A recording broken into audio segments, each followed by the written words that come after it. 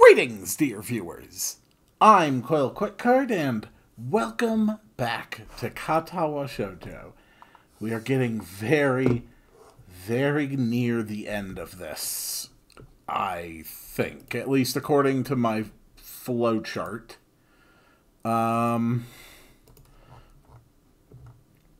Yeah, according to my flowchart,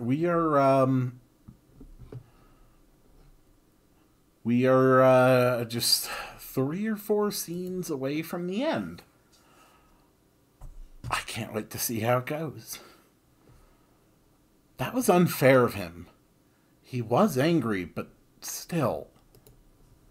I can't decide how to end my sentence. Disdaining the teacher feels like disdaining my own behavior from 2 days ago. Stupid, but correct in hindsight. Reen won't answer, staying petrified where she stands, so I walk up to her. She stood up for herself, in a way. I didn't expect that. I can't determine whether it's unbecoming or not, but either way, she did it. Against me, she never did. I sort of wish she had. Maybe I would not feel this bad then. Lately, it really seems that I've been wishing for all kinds of things. Reen? Go away. Okay. Why? What are you saying? You're angry with me, too, right? I thought you were my friend. I thought he was, too. Her voice is unlike I've ever heard it. It's bitter, sharp like needles, and she keeps staring pointedly at her toes. I don't think it's about that. He wanted you to be something you are not, and I take a deep breath and finally catch her eyes on my own, locking our gazes. I'm sorry. I wanted us to be something else, too. More than friends. Maybe that's why I couldn't contain myself and became so frustrated, just like the teacher did. What more? There is nothing more to me than me. That's all I am. I don't understand that. Well, the answer should be obvious, right? I genuinely do not know what awareness Reen has or where it begins or ends. I remember myself thinking of the purpose of friendship, to put up with everything and anything, to be there for your friend. Did I fail as a friend, thinking it could be a stepping stone for something else? Maybe because of those thoughts, I didn't manage to put up with things, to keep it together. As outrageous as Reen is and was, I shouldn't have let myself get caught into that, especially when I started feeling the way I did towards her. So, did I fail? That's what her eyes seemed to ask. I'm sorry, Reen. I might not be able to be your friend. I don't think I could ever be a good friend to you. I say these things because they are true, not because one of us would like to hear them. But they are something that must be said.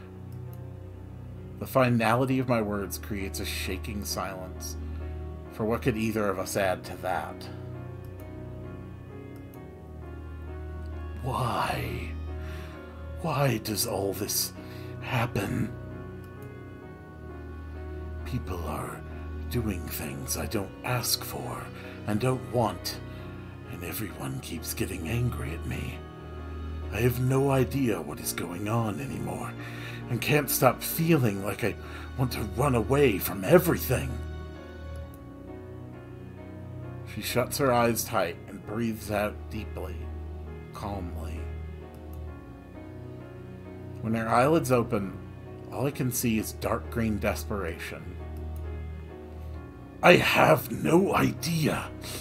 What's wrong with me? Her frenetic outburst stupefies me for a moment, and for a heartbeat we just gaze into each other's faces.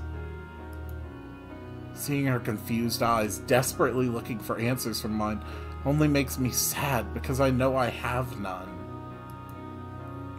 I don't know either. But you know, you yourself said that things are not right nor wrong. They just are. You either accept them, work to change them, or give up. It's not that I hate you, or that Teacher Nomiya does. I just think that I am the kind of person who gives up when he feels he can't go on. Yeah, that's me too. And even if you hate it, this is how things are. I'm saying pretty cruel things, but I can't stop myself. The words keep rolling off my tongue with slow, hard certainty. I can see them hitting Reen almost like physical blows. As the wetness gathers into the corners of her eyes, they are still wide with the shock of rejection. As the tears start rolling down her pale cheeks, she does nothing to stop them. As they fall down on the floor one by one, she stands still, staring at me with a gaze full of hollow disbelief. But reality catches up. Reen slumps forward as if she was deflating, and buries her face as deep in my shirt as she can. Reen is heavy and feather-light when I support her weight. She doesn't really sob or bawl, just leans against me, letting her tears burn through my shirt into the skin underneath. And I let her, bringing my hand around her shoulders in a clumsy hug that does no good to comfort her. I can feel Reen's vertebrae against my fingertips, like hard and jagged reminders of how messed up things are. Her slim shoulder quivering against my palm is a pitiable sight, and the hopelessness of being part of the cause for Reen's sadness keeps shredding my heart. To make a girl cry is the most despicable thing to do. I really think there's a lot of worse things a person can do. Even Reen. Especially Reen. Behind that veil of aloofness, Reen is just a human being too. Just as confused, scared, and lost as any of us. Most of the time it seems that there is no rhyme or reason for what Reen does and says, but for once, I think I really understand how she feels. But no words can express it, and no words can make it better.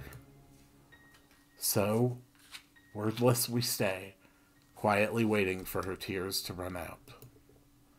Time passes agonizingly slowly. Even the lazy specks of dust floating in the air seem to pause into a standstill. The obligatory wall clock is ticking distractingly from above the door. I decide against counting the seconds, because it would make them feel longer. Eventually, Reen stirs a little, and still smothering herself against my chest, mutters into my shirt.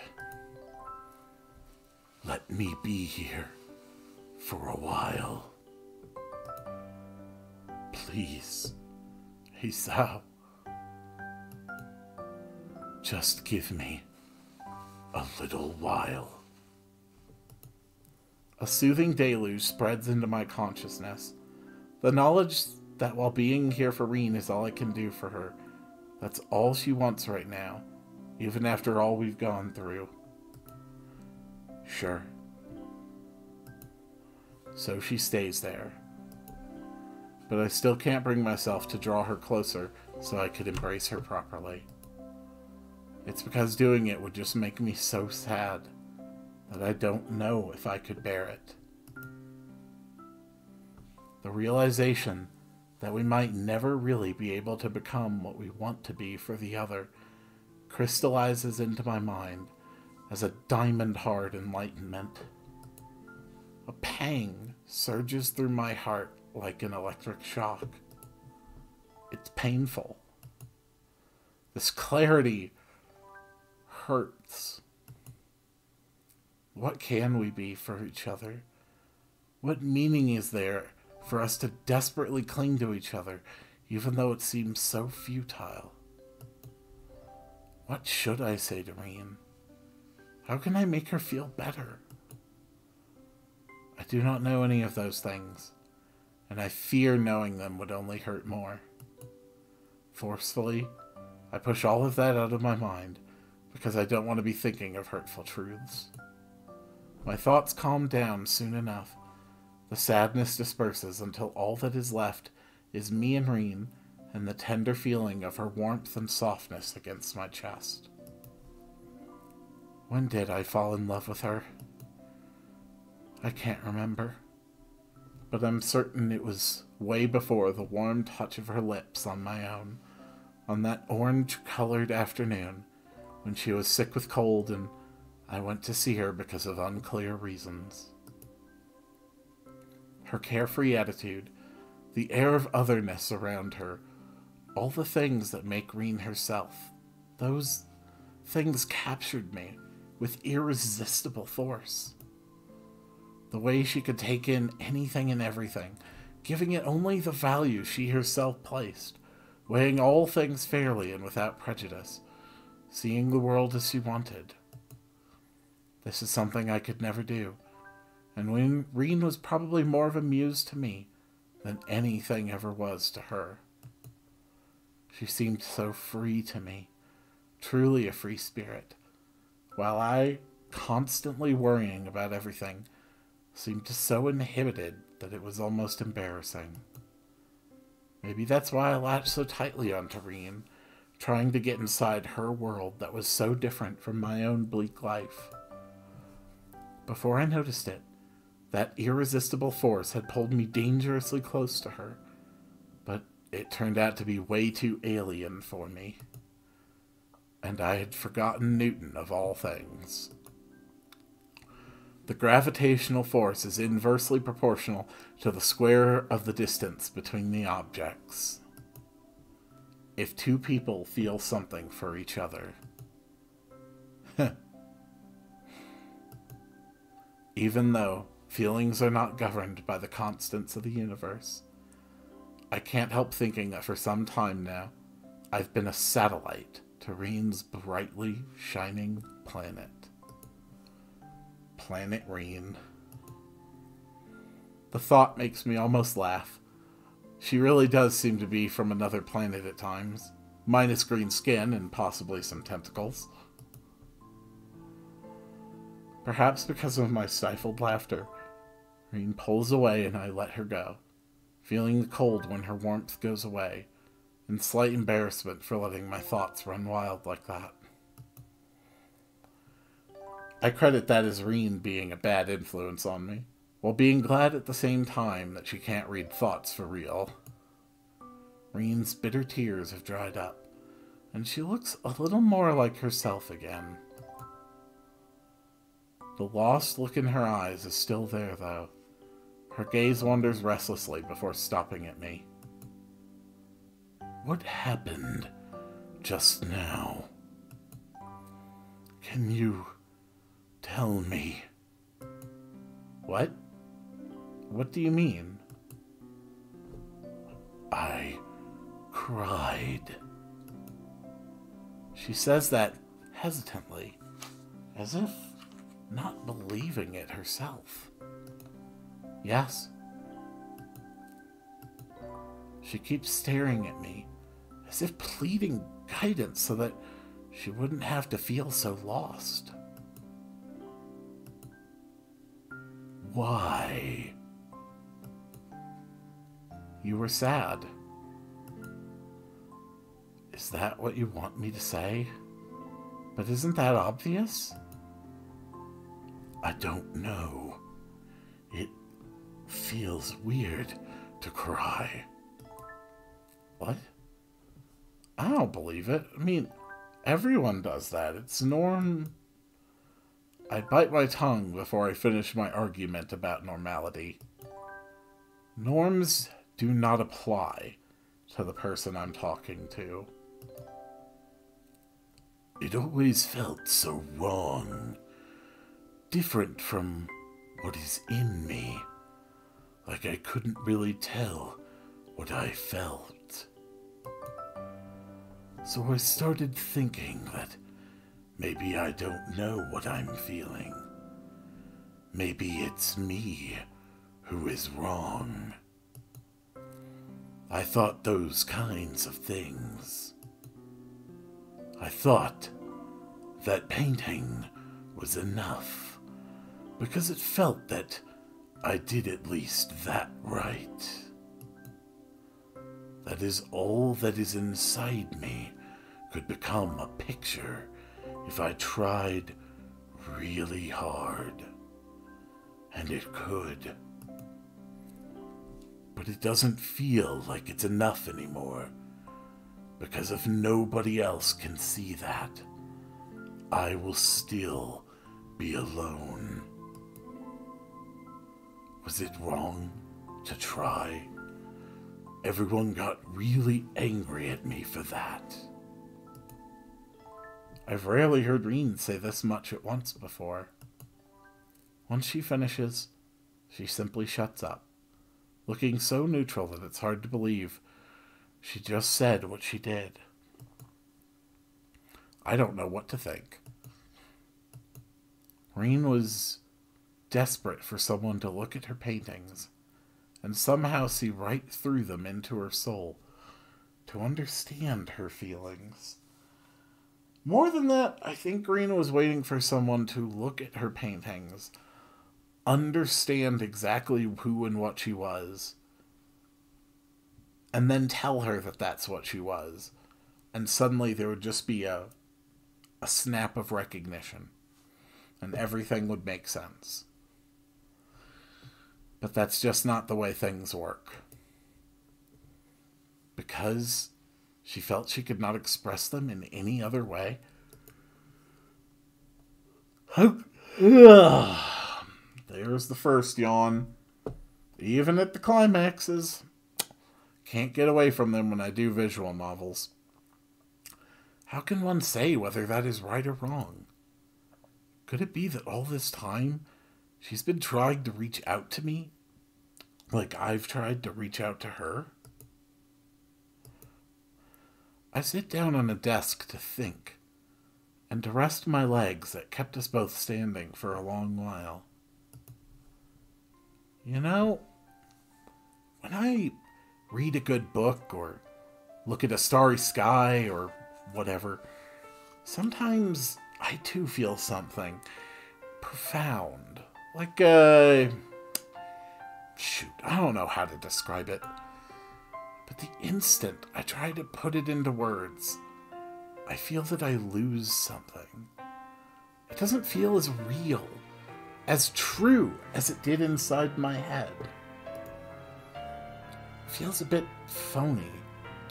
Damn, even what I just said felt phony. I offer a smile that is meant to be between funny and self-deprecating, but Reen doesn't react. Anyway, it might be that nobody can ever express their true feelings so that others understand. Reality has no chance of living up to what someone has inside their head. Nothing can match that. Not even your paintings. Except maybe for you. But I suppose you can't keep everything inside. You'd explode for real then. What I'm trying to say is, I don't think it's wrong to express your feelings, even if you use painting as your conduit. You just can't expect people to understand you any better than they would if you did it any other way. In fact, you can't expect people to understand you at all. It's because everything is so subjective. You see the world the way you do, but it's different from everyone else. But isn't that terrible? I guess it is, in a way. She frowns, looking probably as stricken as she can, which is not much, but it's enough for me to understand that Reen is not particularly happy. I think it might make me sad after all. Yeah, I know. I wish I could do something to help it. I don't think I sound bitter, even though I am a little. This is my problem. I cannot be what Reen wants for her, and for the same reason, she can't do the same for me either. She makes a difficult face, carefully trying to pick the words she wants to say. Serene has times when it's hard to say anything, too. It can't be helped, I think. But if you say that, it makes me feel a little better. It's funny how some seemingly irrelevant things are the most significant ones at times like this. Like how Reen's voice is very, very small, barely audible when she says that. And how even her short bangs can cover her eyes when she looks downwards. And how they can't cover the deep red color rising on her cheeks and all the way to the tips of her ears. They turn into a very interesting shade of red. A deafening silence follows. It's very awkward, as if I saw something that wasn't meant to be seen, even if it wasn't on purpose. I don't know what to say to that, but I keep feeling like I should know. She doesn't either. Still, it feels like there's no momentum to lose, even if we keep silent. Like we have some weird, wordless connection that would hold even so. Reen keeps shifting her weight from one foot to the other restlessly, looking everywhere around the room except at me. She is the one who finally breaks the spell. Can we go? I don't want to stay here. Oh yeah, of course. Where? My reply is covering my nervousness as badly as her question is covering hers.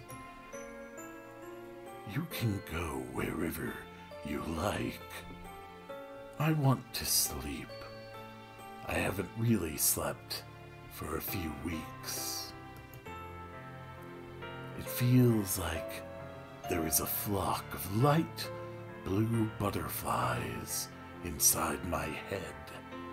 It makes it hard to think properly. The kind that you think is too blue to really exist. Like Emmy's panties this morning. You provide the strangest information drops.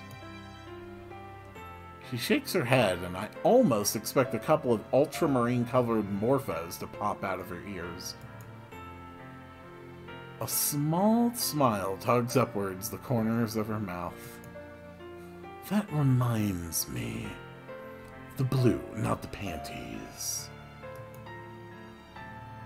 The word for a flock of butterflies is a swarm. I looked it up. That makes my eyebrow rise into a questioning arch. Why don't you use it then? I like the other word better. Why look it up in the first place then? Curiosity. Then you should use it, right? She nods and falls silent, her gaze escaping mine to the side, attracted by the dark orange sunlight refracting from the windows. We stay like that for a little while, me silently looking at her, silently looking out of the window. Hey, you alright right now? She glances at me from the corner of her eye, looking wistful again. The sunlight's reflection doesn't betray any more of her inner feelings. I'll need to think about that. I want to continue this conversation, grasping at those straws that she finally revealed to even exist. But Reen is looking out of the window so absent-mindedly that I know she won't be responsive in any way that would make sense. It's like some kind of defense mechanism of hers to avoid being sensible. Her mind is like a butterfly in itself, always fluttering somewhere away whenever it's stirred. Just when I thought I could see behind her veil, she jumps out of my reach again. Maybe that's just how Reen is. Maybe that's something I should just accept to get some peace of mind. Okay. I'll walk you back to the dorms then. Thanks. Really? The empty hallways of the school, devoid of its students, feel very lonely. Less than 1 hour after the summer vacation began, the building seems to be deserted, and all that intrudes on the stillness of the hallways are our footsteps. The change is sudden, but it shows how the building is just an empty shell, dead without its students and teachers. It's as though the school has become a private world for only the two of us, a desolate place filled with silence and chalk dust. I think I have to change. She says it out of the blue while we walk down the staircase from the 3rd floor, still managing to feel like she is mirroring what I was thinking just before. That's what people must do sometimes. That's the last thing we say to each other that day, even though there would be so much more to talk about. And even those words drown in the all-encompassing silence, disappearing into the stagnant air as if they were never said.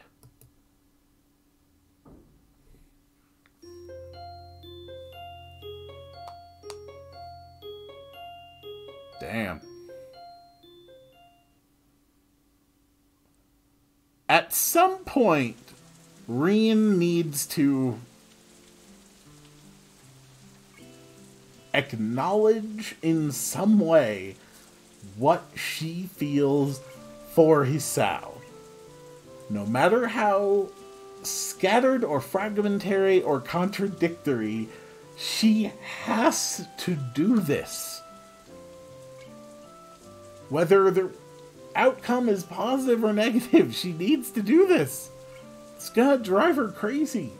Hisao is doing it and he can barely hold himself together. The first day of summer vacation is a disappointment. I woke up, water came down from the leaden sky in biblical proportions. I was optimistic at the time. A quick summer shower, I thought. Torrents of rain for a few minutes, then it's gone.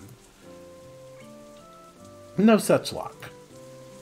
Rainwater is relentlessly pouring down from the blue-gray sky outside, streaming down the glass of my window in small brooks and rivers and gathering together to form miniature ponds on the walkways. Just like it has done for the past 2.5 hours. So I've been half-assedly cleaning up, in between half-assedly reading a book, packing my stuff on the side when I get bored of the first two. The weather drags my spirits pretty down, too, making it harder to do anything properly. Something bumping quite loudly against the door rouses me from my apathy. I hope it's not Kenji and his crazy indoors bowling alley. I hear no more sounds on the corridor until I walk to the door and open it. Reen. I wish seeing her would evoke some more emotion in me. But for one, I'm too surprised that she came to see me, and for two, she is soaking wet. Her uniform is drenched, and she is standing in a self-created puddle. Droplets of rainwater are dripping from her short bangs and sliding down her nose until they fall down from the tip. One by one. Hi. How are you feeling? Medium normal. The relative questionability of her statements aside, she sure doesn't look too good. You're all wet. It's because I come from the outside. Do you know it? Why'd you be outside? It's raining buckets out there if you haven't noticed. I haven't. It's raining pretty hard, though. I was on a walk. Is this what you call wallowing in self-pity? Do you think I'm pitiful? Damn it, there's the next yawn. No, I implied that you think you are. I'm not. And rain is not a sad thing. Don't you ever walk in the rain? I do, but only with proper equipment, like an umbrella. Yeah! About that, Hisao. You just need to imagine you have a blue umbrella with white stripes. Might be tough when rain is falling on my head. Just imagine harder. Yeah, she's definitely is back to normal. Those half-sarcastic, inconsiderate remarks that really push my buttons even though she doesn't mean it. That vacant, spaced-out stare that always expects more than it gives. It's so very much like her. I may need to come in. I need some help with this water and clothes I'm wearing. Whoop. Go back one line. What did I miss? Ah. Nope, I didn't miss anything. My brain quickly solves this equation, and I stumble with my words. A stark display of contrast against Reen's easygoing self-invitation. But Reen shakes her head vehemently, causing water to sprinkle everywhere. She left. Besides, she would just worry and fuss until she could not worry or fuss anymore, which always takes a troublesomely long time. It's in fact longer than I want to hear her fussing, and I thought you probably are not the fussing kind. She slumps down on my desk with a squishy sound. Her soaked clothes are making the desk and everything on it wet, but she doesn't care. Okay, fine. I'll help you out. I have a towel somewhere. Do you want dry clothes? Is a uniform fine? I'm taller than you, but...